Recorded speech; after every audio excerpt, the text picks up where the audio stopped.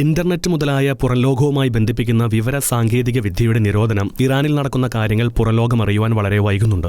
മാത്രമല്ല പല കാര്യങ്ങളും ലോകം അറിയുന്നുമില്ല. അതേസമയം ജെറുസലേം പോസ്റ്റ് ഇറാനിലെ ഒരു പൗരന്റെ കത്തിനെ ആസ്പദമാക്കിയുള്ള തെളിവുകളാണ് ഇപ്പോൾ പുറത്തുവിട്ടിരിക്കുന്നത്. ഏകദേശം 2 ആഴ്ചയ്ക്ക് ശേഷമാണ് തനിക്ക് ലാൻഡ് ലൈൻ ഇന്റർനെറ്റ് സേവനം ഉപയോഗിക്കാൻ സാധിച്ചുള്ളൂവെന്നും ടെക്സ്റ്റ് മെസ്സേജുകൾ അല്ലാതെ വീഡിയോ ഓഡിയോ സന്ദേശങ്ങളോ പങ്കുവയ്ക്കുവാൻ സാധിക്കുന്നില്ലെന്നായിരുന്നു ഇറാനിലെ ഒരു പൗരൻ വെളിപ്പെടുത്തിയത്.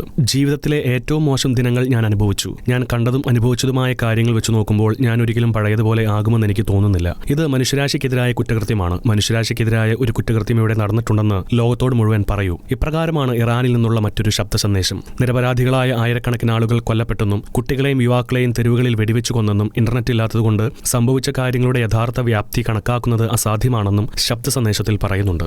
ബാസിജ് മിലിഷ്യയിലെ അംഗങ്ങൾ മോട്ടോർ ബൈക്കുകളിൽ ടെഹ്റാനിൽ പട്രോളിംഗ് നടത്തുന്നു. പുറത്തിറങ്ങരുത്, ഞങ്ങൾ നിങ്ങളെ വെടിവെക്കും എന്ന് സായുധധാരികളായ ഗാർഡുകൾ ഉറക്കെ വിളിച്ചു കൂവുന്നുണ്ട്. വിദ്യാർത്ഥികളുടെ ഒത്തുചേരലുകൾ തടയുന്നതിനായി ടെഹ്റാനിലെ സർവകലാശാലകളും ഭൂരിഭാഗം കടകളും ഷോപ്പിംഗ് സെന്ററുകളും അടച്ചിട്ടിരിക്കുന്നു. നഗര കേന്ദ്രങ്ങളിൽ സായുധ സുരക്ഷാ സേന ആധിപത്യം സ്ഥാപിച്ചു കഴിഞ്ഞു. ഇറാഖ്, സിറിയ, അഫ്ഗാനിസ്ഥാൻ എന്നിവിടങ്ങളിൽ നിന്നുള്ള അറബി സംസാരിക്കുന്ന കൂലിപ്പടയാളികൾ നിരവധി നഗരങ്ങളിൽ ഭരണകൂട സേനയെ ശക്തിപ്പെടുത്തുന്നതായും റിപ്പോർട്ടുകൾ പുറത്തുവരുന്നുണ്ട്.